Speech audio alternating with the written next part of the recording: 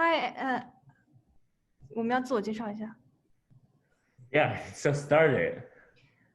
Hi, I'm Vita. I'm Dylan. I'm Jeffrey, and today we're going to do Econ week 3 and 4 questions. So question 1, how important was the quality, variety, and availability of campus dining options in the decision for you to attend the University of Rochester? So I'll give my opinion first. I really think it wasn't that big of a factor. In fact, I didn't even visit campus before I came here. I really didn't think that much of it. I just came because of the reputation and the education that I thought I was going to get. So it really wasn't that big of a factor for me. Me too, because I didn't even know what the dining options are like in UR before I came here. And I think there's also like food delivery apps, so it's okay for me. I don't care about it that much.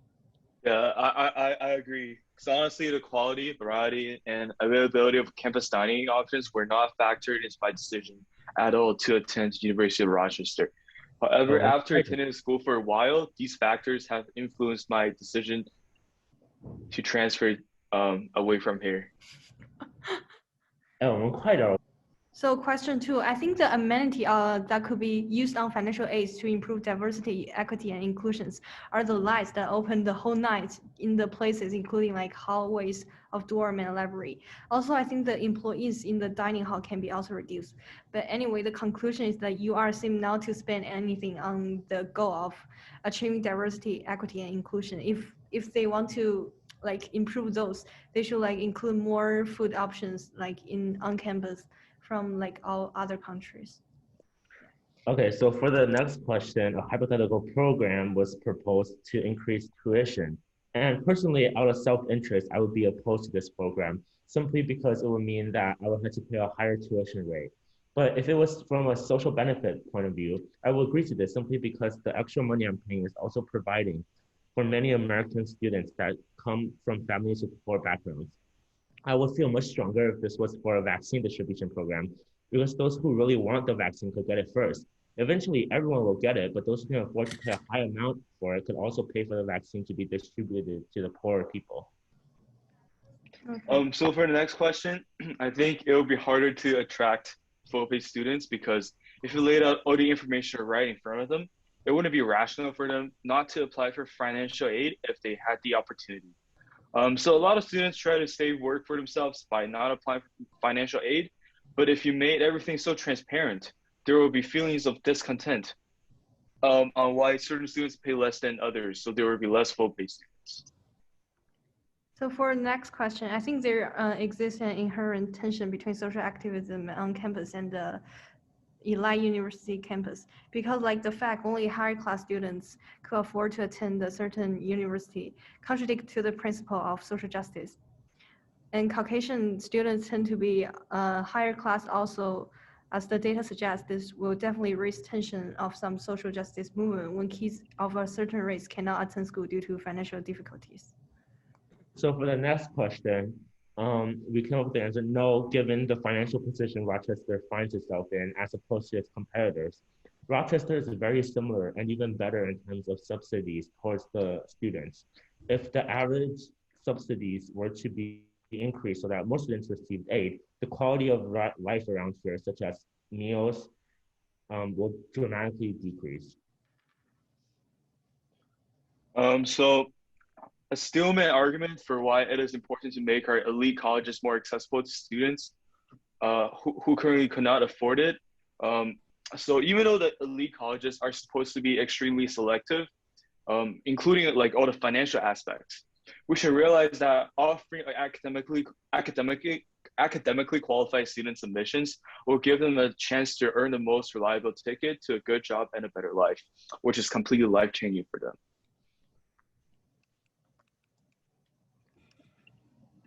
So the next question, I think for all the concerns that were mentioned above, these concerns will probably be more of an issue if we dramatically reduce the number of people who attended college and perceive the importance of obtaining a college degree.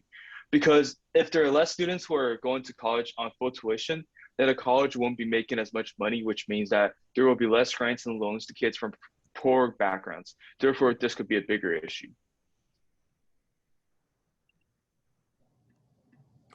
Okay, so on to 我们干什么了? Okay, so Research one. onto our research questions. I believe Vita did the first question. Okay.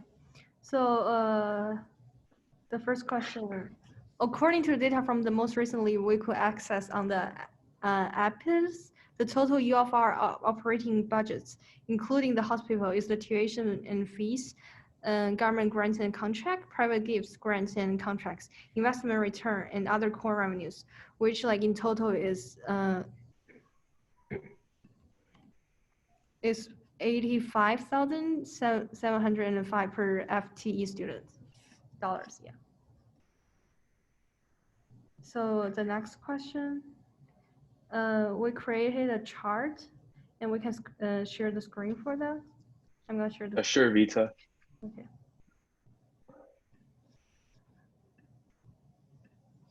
So here's the chart.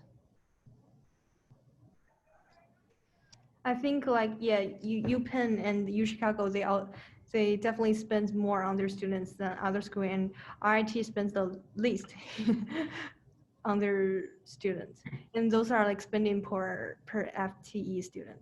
Okay. So for next question, I believe.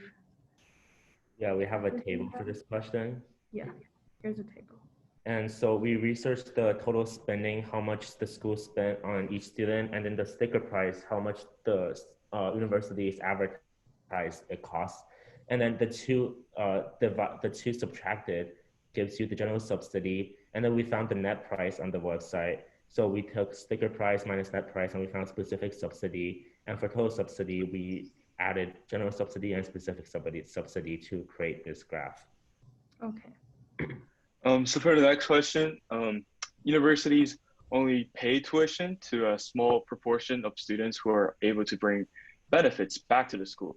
They discount their tuition in order to make them a part of our school since they're competitive. Universities first collect tuition from all students and allocate the resources back to some of the students. In that way, institutes can balance the resources and incomes.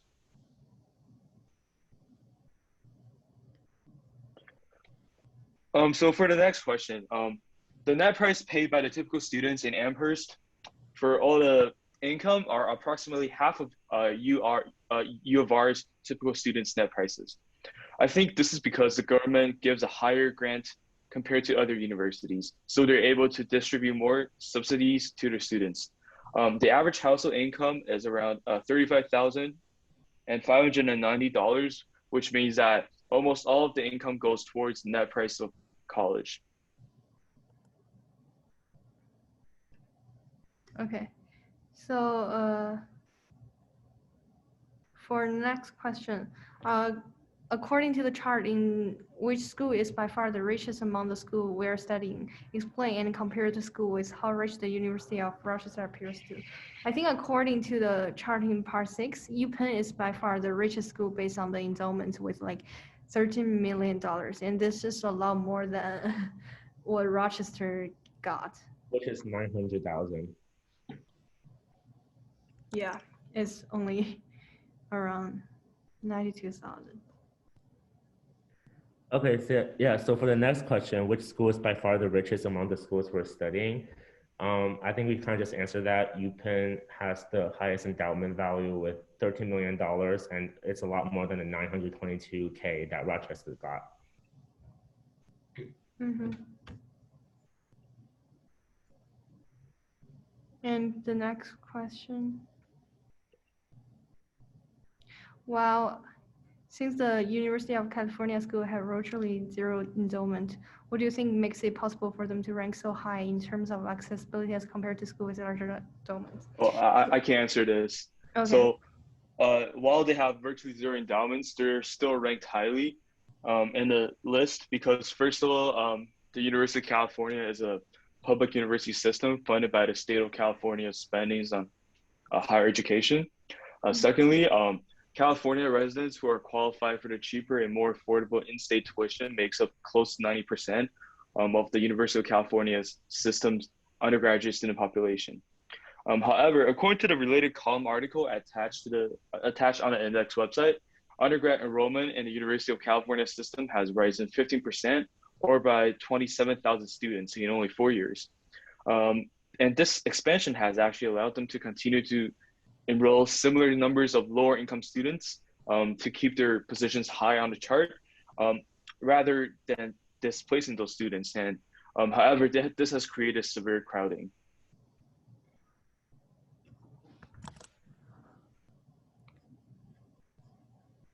So for the next question, we have run a simple correlation of the relationship in the New York Times data between the share of students on Pell Grants and how the schools are. So I believe Dylan covered this one. Okay. So for the next question, we will examine the top 20 schools. Pardon me?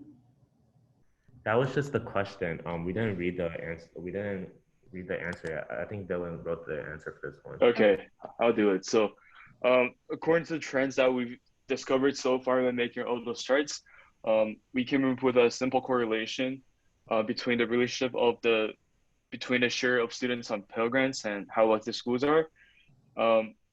Is that the wealthier the schools are, the higher the share of students on Pell Grants would be. And at the same time, after running a simple correlation between the accessibility score and how wealthy schools are, I came to the conclusion that also the wealthier the schools are, then the higher the accessibility scores would be. I didn't realize the reason for the contradictory results is that a college's endowment does not determine its commitment to economic diversity, which means that the wealth of a college has no impact on its accessibility score.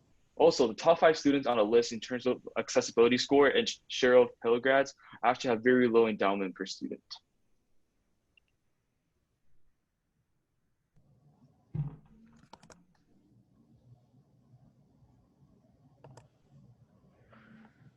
Okay, so next question. If you were to examine the top 20 schools in the US News and World Report rankings and compare them to the endowment per student rankings, what would you see?